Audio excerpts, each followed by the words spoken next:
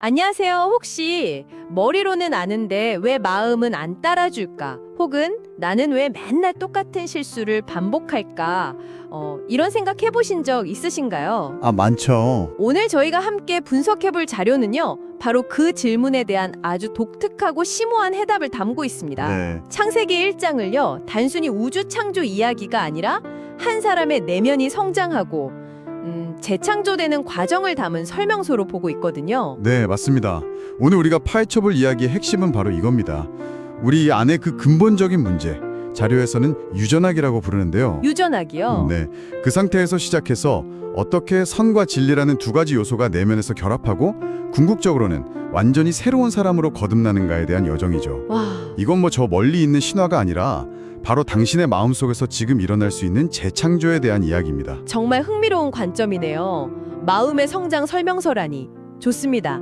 그럼 그 설명서의 첫 장, 모든 문제의 시작점이라고 하는 유전학이 정확히 무엇인지부터 한번 제대로 짚고 넘어가 보죠.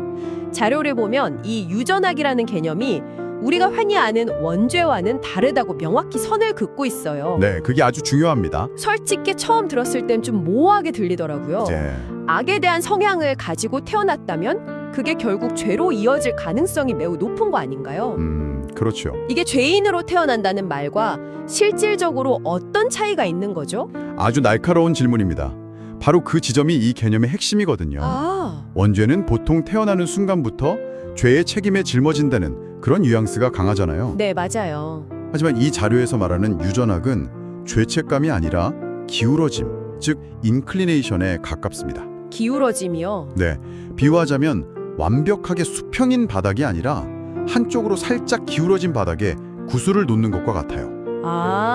그럼 그 구슬은 그쪽으로 굴러가려는 성향을 갖게 되죠. 아하, 구슬 자체가 잘못된 게 아니라 구슬이 놓인 환경이나 조건이 기울어져 있다는 거군요. 정확합니다.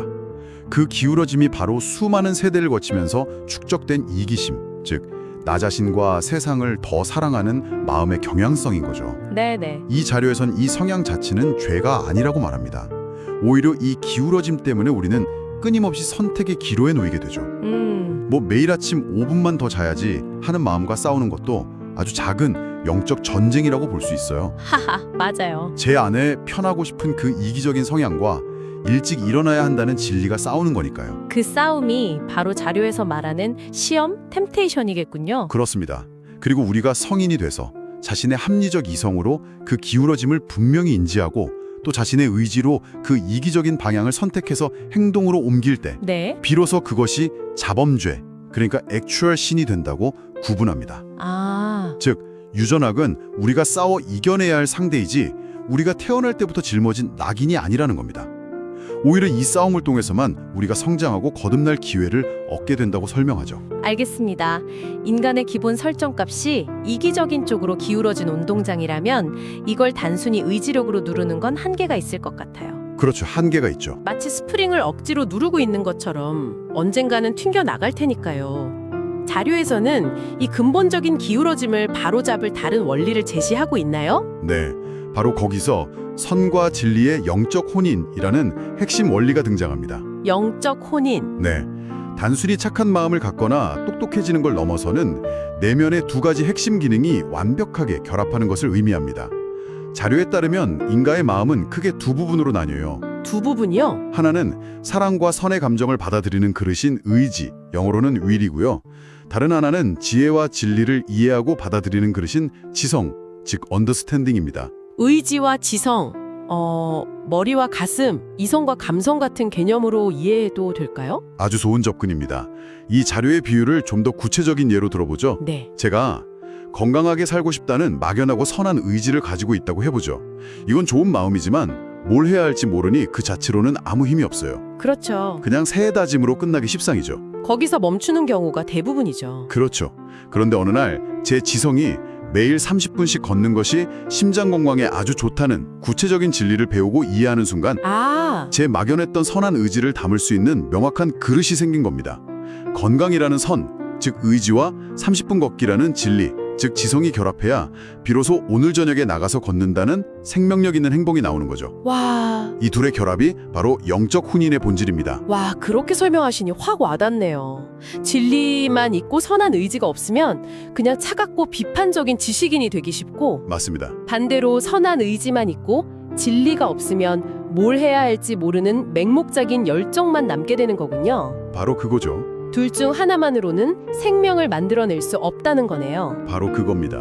그래서 이 둘이 하나로 합쳐져서 삶의 열매를 맺는 상태를 혼인이라고 부르는 겁니다. 자, 그럼 이기적인 성향으로 기울어진 상태에서 이 영적 혼인으로 나아가는 과정, 즉 중생 혹은 거듭남은 구체적으로 어떻게 시작될까요? 여기서 창세기 1장의 상징적 해석이 등장하는데 이 부분이 정말 흥미로웠습니다. 창세기 1장 2절을 보면 땅이 형체가 없고 공허하며 어둠이 깊음 위에 있다고 묘사되죠. 네네. 자료에 따르면 이것이 바로 중생하기 이전 유전하게 지배된 인간의 마음 상태를 상징합니다. 아, 신적인 선이 없어서 형체가 없고 신적인 진리가 없어서 공허한 상태죠. 여기서 어둠은 다름 아닌 나와 세상을 사랑하는 이기적인 마음 그 자체를 의미하고요. 그야말로 아무것도 없는 텅 빈 혼돈의 상태군요. 여기에 첫 번째 변호가 빛이 있으라는 말씀으로 시작되죠. 네. 이 빛은 그럼 아까 말씀하신 진리를 상징하는 건가요? 정확합니다. 이 빛은 생명을 주는 진리, 즉 신령 지혜를 상징합니다.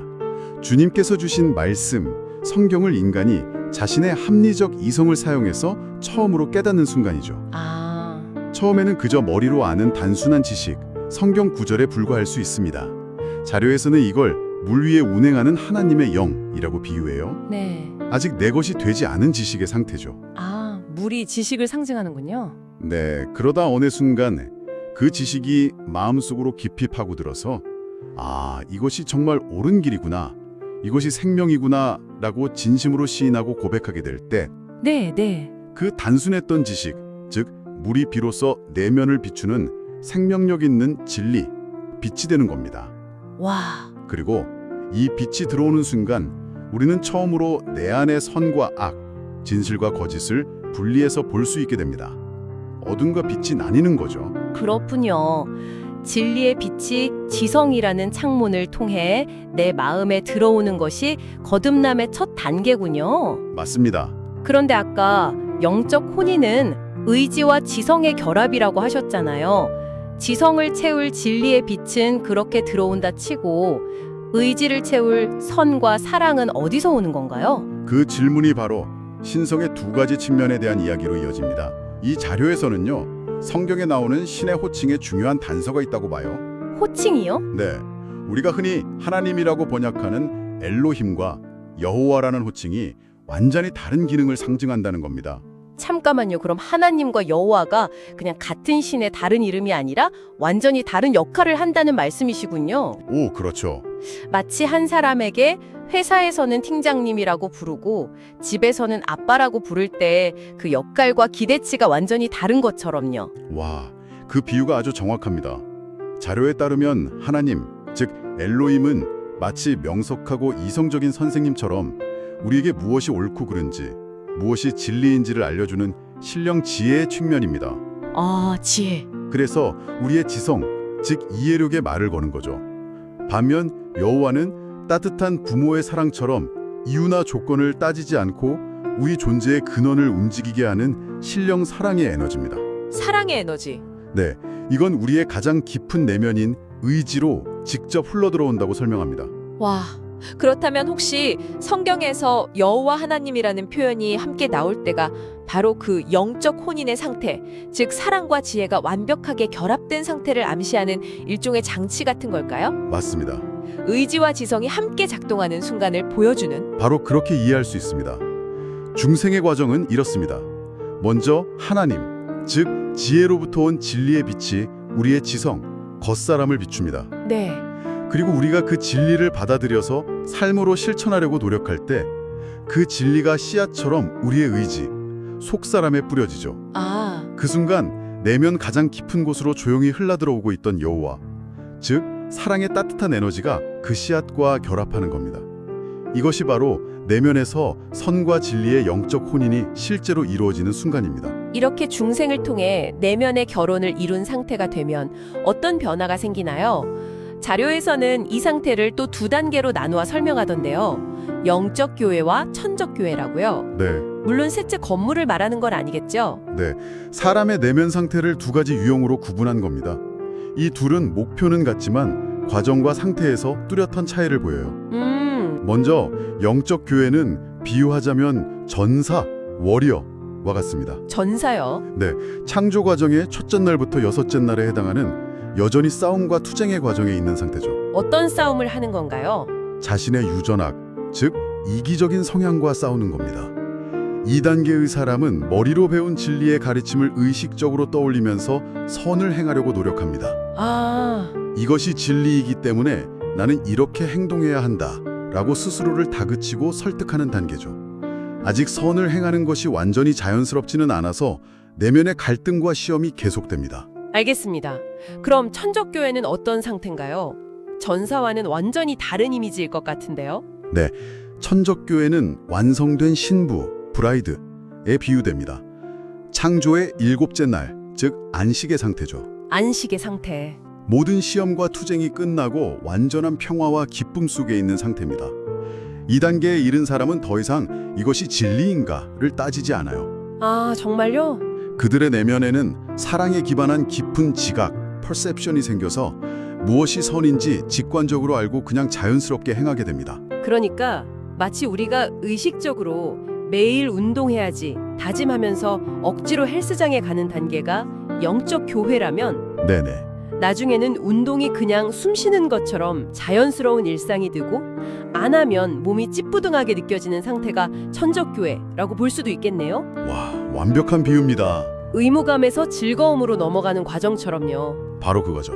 천적교회의 상태는 마치 동물이 본능적으로 새끼를 돌보듯 사랑이 이끄는 대로 자연스럽게 선을 행하는 경지입니다. 와, 이 영적 혼인이 완성되어서 외부로 드러나는 행동을 자료에서는 인애, 즉 이웃사랑이라고 부릅니다. 결국 이 모든 내면의 여정은 이웃을 사랑하는 선한 삶을 통해 증명되어야 한다고 자료는 거듭 강조합니다. 정리해 보겠습니다. 오늘 저희가 살펴본 자료들은 한 사람의 영적 성장이란 나를 중심으로 돌아가는 이기적인 성향과의 싸움에서 시작된다는 점을 보여줍니다. 네, 그리고 그 싸움의 무기는 진리, 즉 지혜와 선, 즉 사랑이라는 두 날개이며 이 둘을 내 안에서 결합시키는 것이 바로 내면의 재창조 과정이라는 거군요. 그리고 그 최종 목적지는 규칙과 의무에 얽매인 고통스러운 투쟁이 아니라 사랑에 기반한 직관적이고 평화로운 상태라는 점이 중요합니다. 이 모든 과정이 결코 수동적인 믿음으로 이루어지는 것이 아니라 자신의 이성과 의지를 적극적으로 사용해서 진리를 깨닫고 내면의 사랑과 결합시켜 삶으로 살아내야 하는 능동적인 여정이라는 거죠. 네, 창세기 1장은 바로 그 위대한 여정의 설계도인 셈입니다. 마지막으로 생각해 볼 만한 흥미로운 지점이 있습니다. 자료 후반부에는 아담의 갈비뼈로 여자를 만든 이야기가 나오는데요. 네, 이를 단순히 여자의 창조가 아니라 주님과의 순수한 합일 상태에 있던 인간의 자아, 즉 프로프리움이 분리되어서 주도권을 잡으려는 욕구의 상징으로 해석합니다. 여기서 질문을 하나 던져봅니다. 네. 당신이 추구하는 어떤 신념이나 성장 과정 속에서 당신을 나아가게 하는 건강한 자아와 당신을 근본 원칙으로부터 분리시키는 이기적인 자아의 경계는 어디에 있다고 생각하시나요?